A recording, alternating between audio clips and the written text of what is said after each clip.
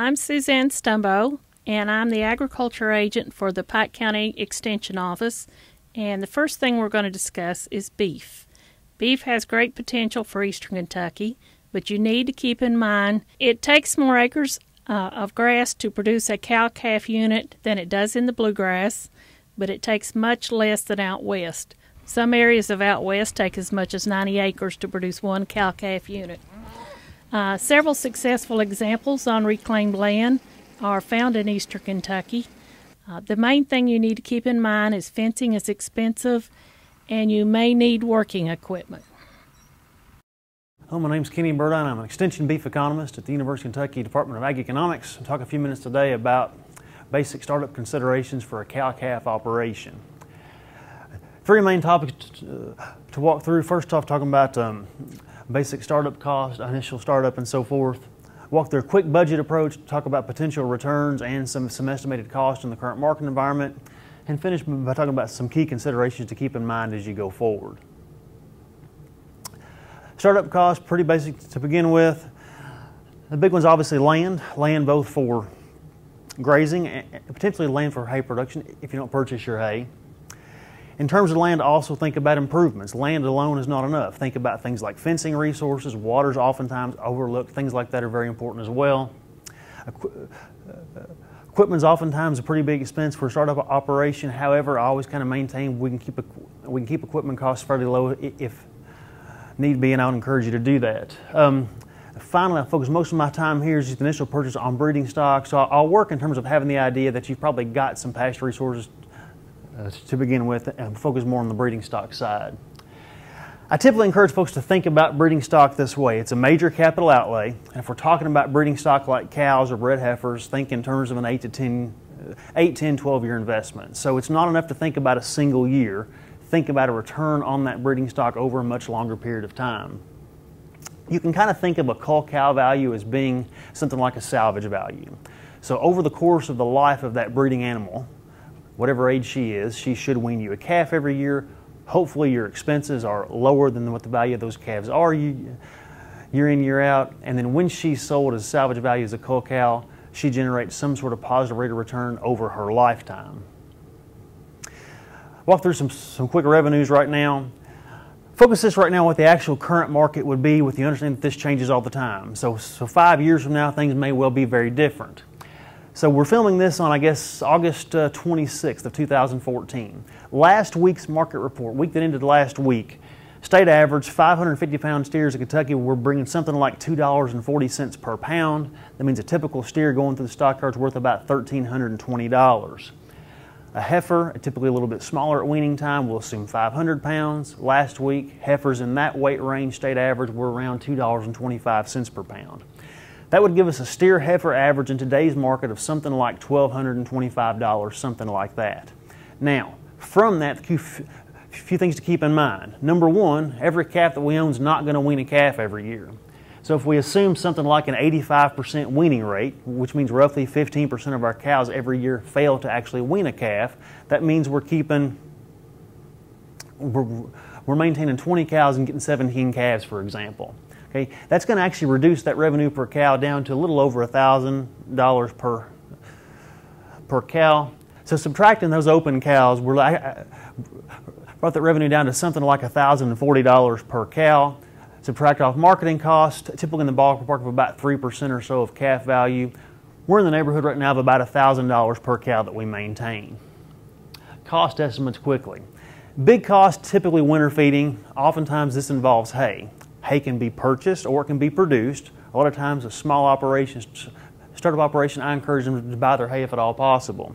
If we assume that dry cows through the winter consume approximately 2.5 tons of hay through the winter, at roughly $70 a ton, that's a cost in hay of about $175 through the winter. If I assume I'm maintaining roughly 2 acres of pasture per cow and spending about $40 an acre maintaining those pastures, there's another $80. Mineral, $20 a bag, about 40 cents a pound, assuming a quarter pound a day throughout the year. Mineral cost around $36 or so per cow. Vet and medicine costs obviously vary. This should include vaccines, wormer, a pregnancy check if you do that. I tell folks too to factor in a little bit more for the vet coming out occasionally to deal with something.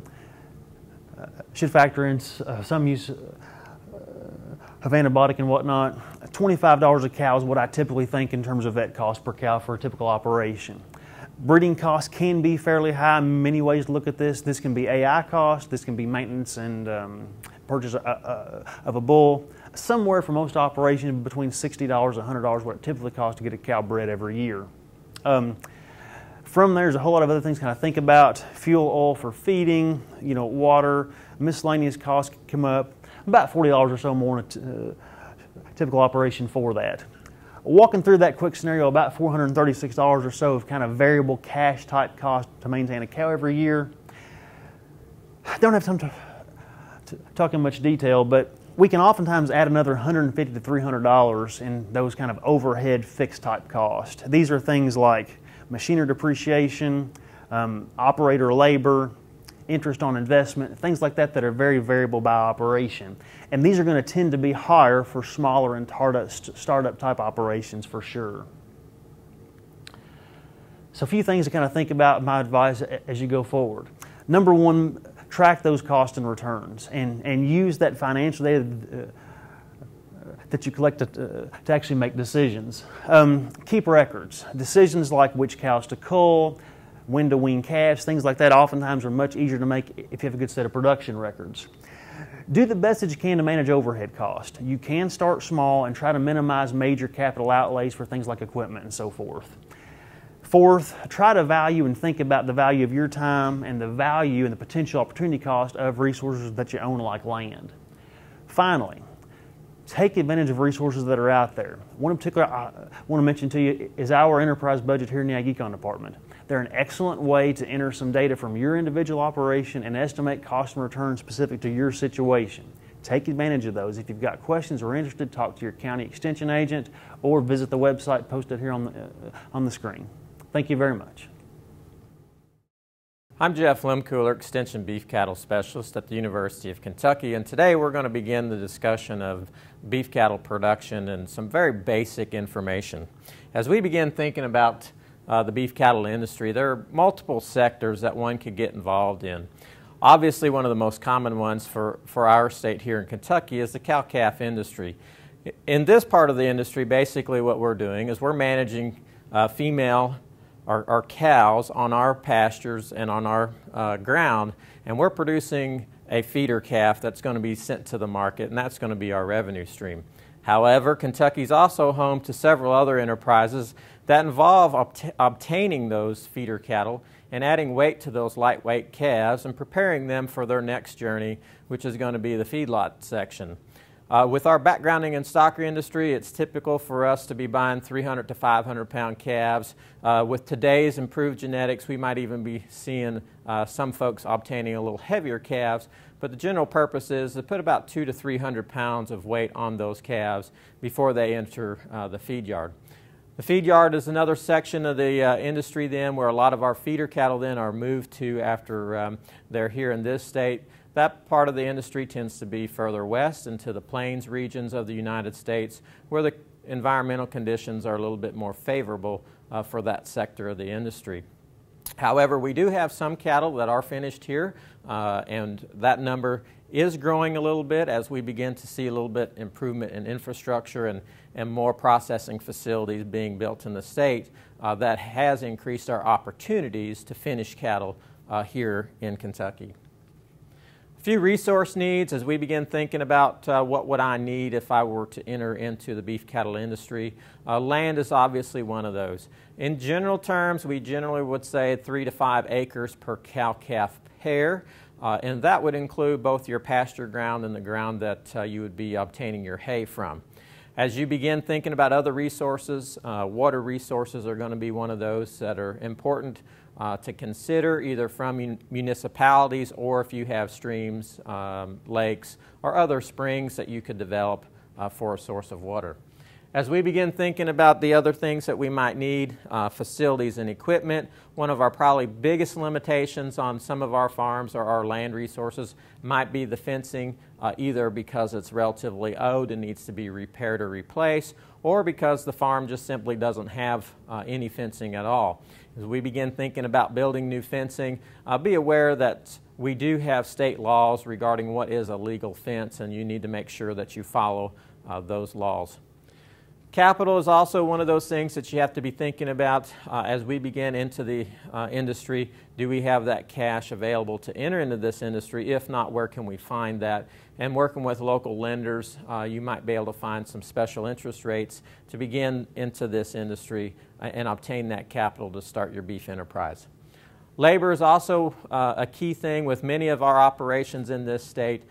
We have full-time employment off the farm or in town, and labor is a resource that we need to be sure that we manage and make sure that we have adequate labor to ensure that we are tending to the livestock and applying good animal husbandry practices. A few things from a management consideration aspect that we won't delve into any detail on today, but there are several areas when we begin thinking about beef cattle production that include some degree of management. Our top producers, and by top producers, those that are very profitable, are individuals that pay attention to these areas and do apply some management. Pastures and forages. One of the things that we often don't consider is we need to manage our pastures and forage to maximize the forage yield per unit of land. The more forage we produce, the higher quality forage we produce, the more beef per acre or per unit of land that we can produce off of that limited resource. Genetics is also another thing to consider. Reproduction, nutrition, animal health and well-being, marketing, and financial areas are all components of this system that we can apply some degree of management to improve our overall profitability. When getting into the cattle business, it's important to first consider what resources you have available and then try and match the genetics to those resources. The first thing we think about from a resource standpoint is how much labor is involved, or really and truly think of it in terms of how much time you're going to be able to spend with your cattle. If you're a part-time operator and have an off-the-farm job, then often during calving season you'll be away from your cattle during the majority of the day.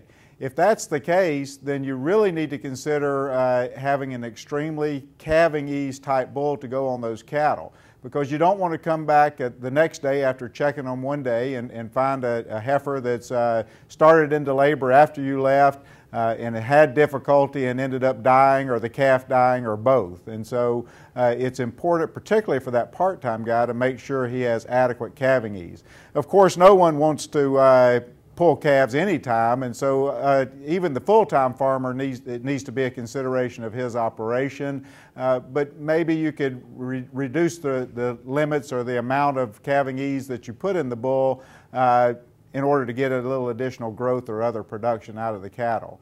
The other resource is nutrition. With nutrition, this is the one that people overlook a lot of times.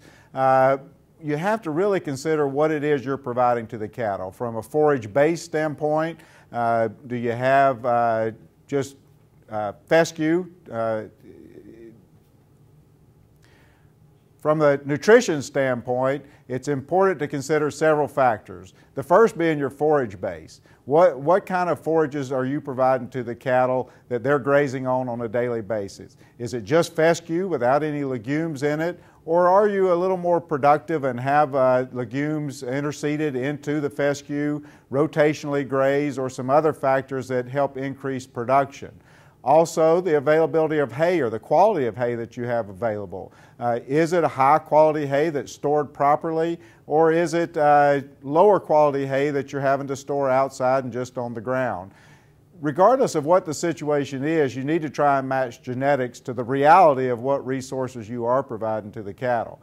So if you have that lower end type of a nutritional program where you don't have a lot of legumes in your pastures, you don't rotationally graze, you have poor quality hay, then you need to be very careful not to get extreme in terms of the production of your cattle.